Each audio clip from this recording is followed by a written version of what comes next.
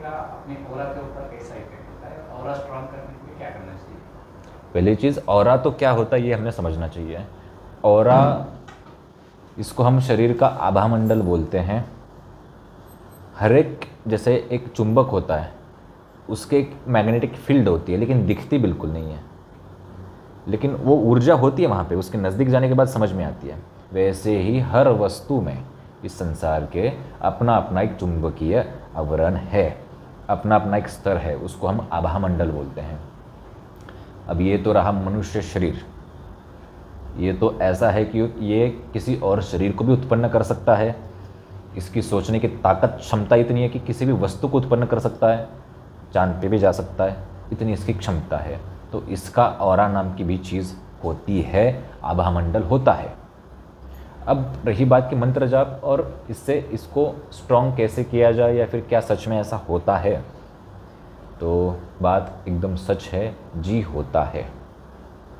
जैसे चुंबक जो होता है, किसी किसी शायद वैज्ञानिक प्रक्रिया में ऐसा है कि उसकी ऊर्जा बढ़ा या कम किया जा सकता है, चुंबक की कुछ प्रक्रिया करके, कुछ उसको कुछ करके। जी जी। तो उसकी ऊर्जाएं क्या होती है, बड़ा या कम किया जा सकता है उसका डेंसिटी। वैसे ही अपनी शरीर की भी ऊर्जाएं बढ़ाना या कम करना संभव है, उसको आभा मंडल को मजबूत या वीक करना संभव है। अब रही बात मंत्र जाप या नाम जाप या फिर किसी साधना की, जी हाँ, इससे ये स्ट्रांग हो सकते हैं, होते हैं। आप कौन सा मंत्र कर रहे हैं इसके ऊपर भी ये डिपेंड है, कितने लेवल तक आपका ये ऑरा, आपका आभा मंडल मजबूत होगा। दूसरी बात, आपकी खुद की आत्मिक ऊर्जा कितनी है, इसके ऊपर भी ये डिपेंड है। शारीरिक ऊर्जा कितनी है, इसके ऊपर भी डिपेंड है। और इससे कई गुना ज़्यादा एक चीज़ पे डिपेंड है, उसको हम बोलते हैं यम नियम संयम। तुम अपने खुद के मन के कितने पक्के हो, शब्दों के कितने पक्के हो, नियम के कितने पक्के हो, इस पे सबसे ज़्यादा डिपेंड होता है आभा मंडल। अब ऐसा क्यों? क्योंकि जिस इंसान के जीवन में कुछ उसने नियम अपने सेट करके रखे हैं, इसका मतलब साफ है कि उसकी विचार करने की प्रक्रिया सीधी है। ऐसे ऐसे विचार नहीं जा रहे उसका विचार स्ट्रिक्ट है कि सुबह मुझे 6 बजे उठना है, तो वो उठेगा क्योंकि नियम सेट किया है। काम हो ना हो, कुछ हो ना हो, उठेगा, नियम सेट किया। लेकिन जिसका कुछ नियम ही नहीं, वो कभी 6 बजे, कभी 8 बजे, कभी 10 बजे उठे जाएगा। उसकी वैसे भी ऊर्जाएं, आभा मंडल पूरा वैसे भी कमज़ोर हो जाता है। यह है आभा मंडल का रहस्य। अब आभा मंडल और किस चीज़ से ज़्यादा बढ़ सकता है? मंत्र जाप, साधना, विधि विधान, इससे तो बढ़ सकते हैं। लेकिन मंत्र जाप जो है, गुरु के सानिध्य में रह के करेंगे तो सही डायरेक्शन में ऊर्जा बढ़ सकती है, नहीं तो डिस्टर्ब होना स्वाभाविक है। साधना, ये चीज़ कई गुना बड़ी है, तो इसको गुरु ही समझा सकते हैं, गुरु ही बता सकते हैं कि तुमको अभी कौन सी साधना योग्य है और करनी चाहिए, तो वो भी उनके सानिध्य में करना। अब आता है नाम जाप। इसको आवश्यकता नहीं गुरु जी की, आप सीधा जो भी आपके भगवान आपके प्यारे लगते हो, आपको अच्छे लगते हो, उनका नाम जाप कर सकते हैं। लेकिन यहाँ पे एक कंडीशन अप्लाई होती है, एक नियम लागू होता है नाम जाप पे। सिर्फ रटने से कुछ नहीं होगा, आभा मंडल में कोई खास परिवर्तन नहीं आएगा। थोड़ा बहुत परिवर्तन आएगा, लेकिन कुछ खास नहीं, जितना चाहिए 100% नहीं, 1%, 2% आएगा। नाम जाप के साथ अगर हम मन को कंसंट्रेशन करें, ध्यान करें, तो ये भी एक साधना के अंतर्गत ही आ जाता है, जिसको गुरु की आवश्यकता नहीं होगी। आप ध्यान करते हुए, मन को स्थिर करते हुए, शरीर को एक जगह पे स्थिर बिठाते या फिर लेट के, जैसे भी कुछ लोगों की शारीरिक क्षमता नहीं होती बैठने की, तो वैसे लेट के वो कर सकते हैं। नाम मन में बोल सकते हैं और साथ में नाम यहाँ पे देख भी सकते हैं आंखें बंद करके। इससे कंसंट्रेशन होगा और इससे आभा मंडल बढ़ेगा। एक चीज़ इसके साथ जोड़ देना तो फ़ायदा डबल हो जाएगा। ध्यान तो कर रहे हो, नाम जाप भी साथ में कर रहे हो, लेकिन साथ में ये सोच भी रखना कि तुम मजबूत होते जा रहे हो, निरोगी होते जा रहे हो, और इस प्रकृति को धन्यवाद करते रहना, और इस प्रकृति से तुम्हें खुशियाँ मिल रही है, ये आप एक सोचते रहना। तो इसे हम मैनिफेस्टेशन बोल सकते हैं, शायद लॉ ऑफ अट्रैक्शन बोल सकते हैं। ठीक है, तो ये भी चीज़ साइंटिफिकली, अभी ये साइंस की बात है सारी, लॉ ऑफ अट्रैक्शन वगैरह है ना, मैनिफेस्टेशन वगैरह, तो इसमें साइंस भी थोड़ा जुड़ गया, सब चीज़ जुड़ गई, तो आभामंडल बढ़ सकता है। कभी कभी आपने महसूस किया होगा किसी व्यक्ति के पास बैठने पे बहुत प्रसन्न होता है, किसी व्यक्ति के पास बैठने पे बहुत अजीब फील होता है, भले वो पहचान का हो ना हो। क्यों? उसका कारण वो आभामंडल होता है। गुरु के पास जाने के बाद कुछ अलग महसूस होता है, लेकिन नॉर्मल आप रास्ते पे जाओ, नॉर्मल महसूस होता है। क्यों? क्योंकि उनका आभामंडल होता है। अभी हम आपको ये यहाँ पे ये नहीं बताएंगे कि आभामंडल का दायरा इतना बड़ा होता है, कोई 10 किलोमीटर का होता है, किसी का 10 मीटर का होता है, वो छोड़ दो। आप लालच पे मत जाओ, आप मुद्दे की बात पे जाओ कि अगर आपको और आप बढ़ाना है तो इस तरीके से बढ़ा सकते हैं, साधना, मंत्र जाप या तो नाम जाप। लेकिन नाम जाप करते समय ध्यान और आपका लॉ ऑफ अट्रैक्शन, अच्छे विचार करते रहना ज़रूरी है, तभी वो काम करेंगे। विज्ञान में एक रिसर्च भी हुआ था, ऐसा वो बोलते हैं कि 2 तरह के पानी, एक तरह का लिया, उसको अलग अलग रखा, है ना, एक को गाली दी, एक को अच्छा बोला, है ना, तो उसके अंदर जो डिज़ाइन बनती है ना, कुछ बर्फ़ बनने के बाद वगैरह, वो अलग अलग बन गई। जिसको अच्छा बोला वो अच्छी बनी, जिसको ख़राब बोला वो तो पूरी अस्त व्यस्त हो गई। तो ये मंत्र, शब्द, तरंग, ये वाइब्रेशंस होते हैं, ये मंत्र होता है। आप यकीन मानो ना मानो, जिस पृथ्वी पे अभी आप बैठे हैं उसकी भी अपनी आवाज़ है, भले हमें वो सुनाई नहीं दे रही, क्योंकि मनुष्य अब उन चीज़ों का आदी हो चुका है। कोई पत्ता हिलता है तो हमें आवाज़ आ जाती है, लेकिन पृथ्वी की इतनी बड़ी आवाज़ नहीं आएगी। उसको वैज्ञानिक भी अलग से कारण है और मनुष्य की कमज़ोरी के भी अपने अलग कारण है। जेनेटिकली अब हम वो भूल गए सुनना, धीरे धीरे वो कम हो गया सुनना। लेकिन पत्ते की आवाज़ आती है, क्यों? क्योंकि वो कभी कभी बजता है। पृथ्वी की आवाज़ 24 घंटे रहती है। ब्रह्मांड की भी अपनी आवाज़ है। विदाउट वाइब्रेशन शरीर में कुछ नहीं होगा, विदाउट मंत्र शरीर में कुछ नहीं होगा। अब यहाँ पे एक बहुत बड़ा सवाल, आभामंडल तो हम आपको बता ही रहे हैं, लेकिन इसके साथ एक चीज़ बता देते हैं। कुछ लोग ऐसे होते हैं जो मुख होते हैं, जिनको बोलना नहीं आता जन्म से ही। अब ये कैसे मंत्र जाप करेंगे, ये कैसे वाइब्रेशन तैयार करेंगे? जिनको बोलना ही नहीं आ रहा है, उच्चारण ही नहीं कर पा रहे, और हम बोल रहे हैं कि वाइब्रेशन चाहिए, आवाज़ चाहिए, तो उनको, सिर्फ उनको ही नहीं, सभी को ये बात ध्यान में रखना, तुम्हारे भी शरीर की एक आवाज़ है। तुम जब विचार करते हो तो उसमें भी एक आवाज़ होती है। भले आज वो साइंस पकड़ पाया नहीं हो, लेकिन भविष्य में ज़रूर पकड़ेगा इन चीज़ों को, शायद पकड़ भी पाया हो। अलग अलग विचारों के अलग अलग फ्रिक्वेंसीज होती है। तुम विचार करो, तुम विचारों में मंत्र जाप करो, वो वैसा ही परिणाम देंगे जैसा परिणाम तुमको बोलने से होता है। लेकिन उसमें एक कंडीशन वापस है कि ज़्यादा कंसंट्रेशन होना चाहिए।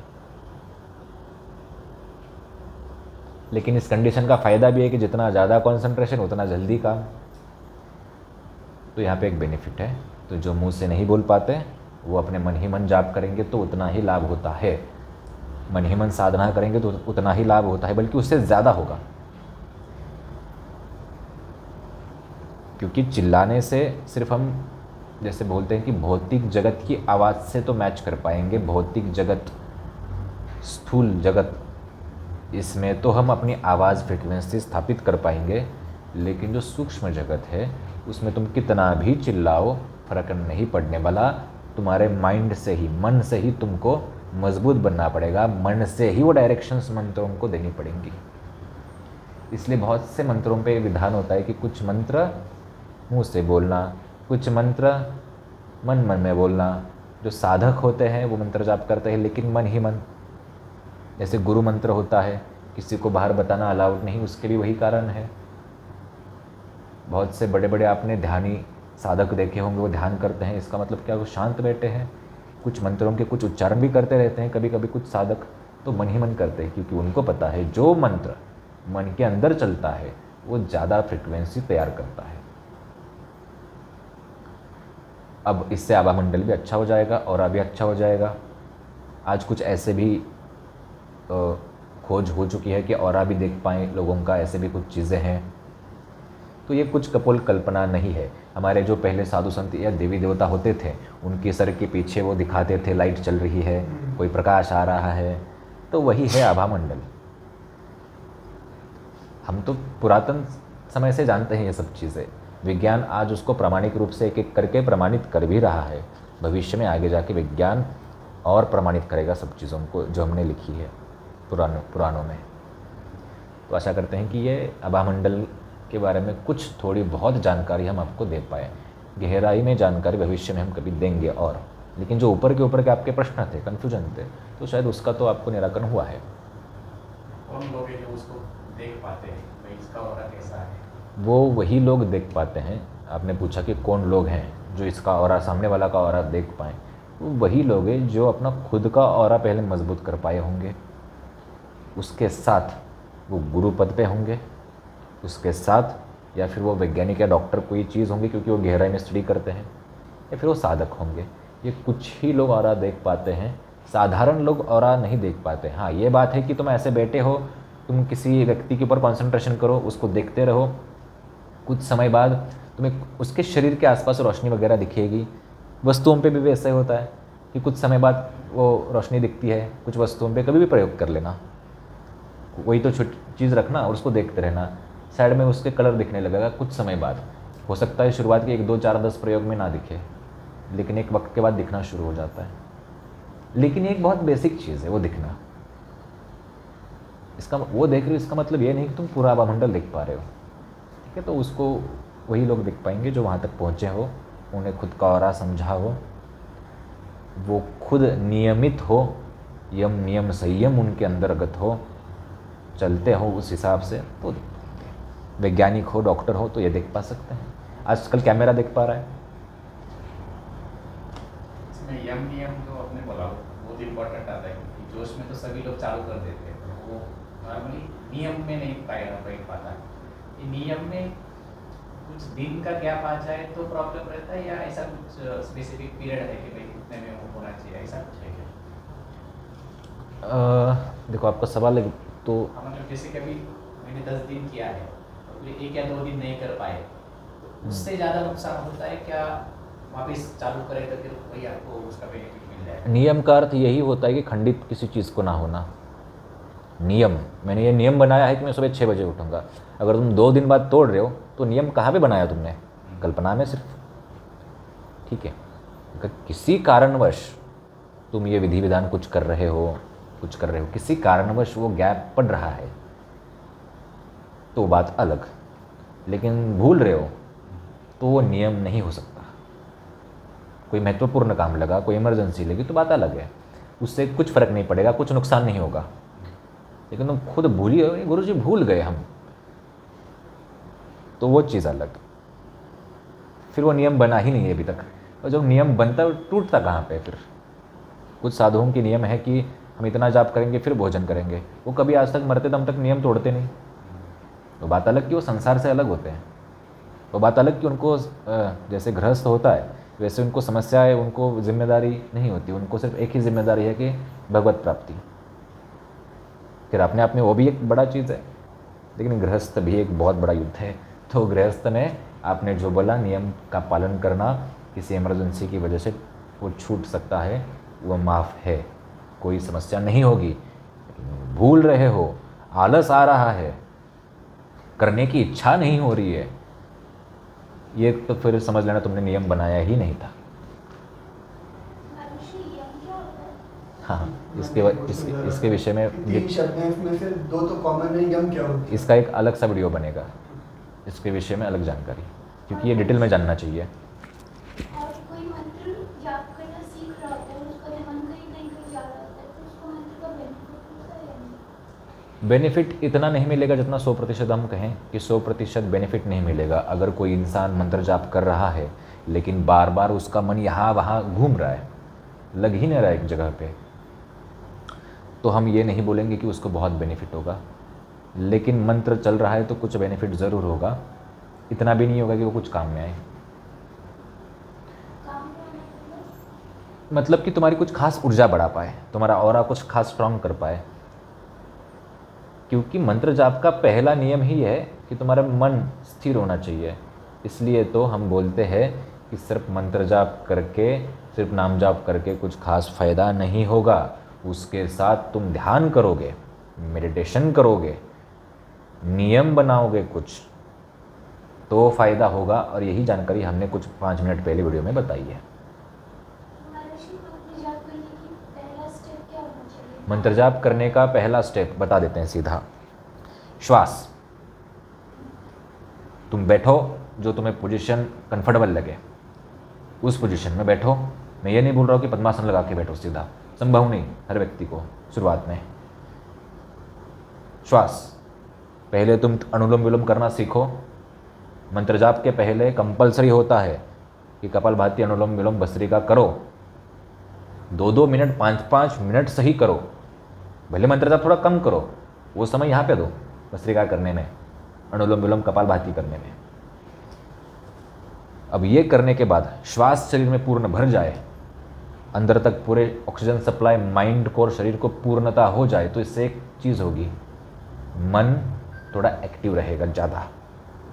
डल मन वही रहता है जिसमें श्वास, ऑक्सीजन की मात्रा कम होती है। शरीर के 20% ऑक्सीजन माइंड लेता है, मस्तिष्क लेता है 20% लगभग। तो मस्तिष्क को श्वास पूर्ण तरीके से पहुंच गई, इसका मतलब एक्टिव हो जाएंगे। अब आता है अगला स्टेप, थोड़ा ध्यान लगाओ। 2 मिनट ध्यान कैसे लगाना, वैसे ही बैठे रहना।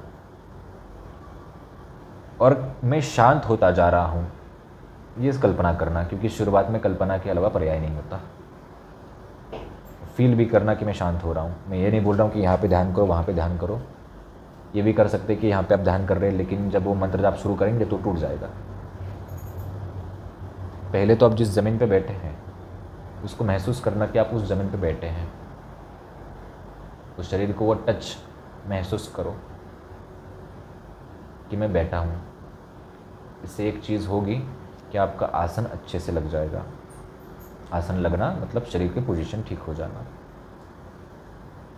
श्वास धीरे धीरे कर लेना, श्वासों की गति स्लो कर देना,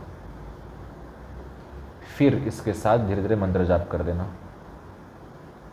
और जो मंत्र के शब्द हैं वो आपके मस्तिष्क के सामने ऐसे जा रहे हैं, मस्तिष्क के जैसे आप बोल रहे हैं वैसे वैसे एक शब्द आपके सामने से गुजरता हुआ जा रहा है।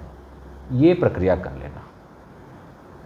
इससे चीज़ एक ये होगी, इससे एक ये चीज़ होगी कि वो जो मन कहीं और देख रहा है कोई चीज़, उसको फुर्सत नहीं मिलेगी, उसको मंत्र देखना है, उसमें लगेगा इसकी ऊर्जा पूरी।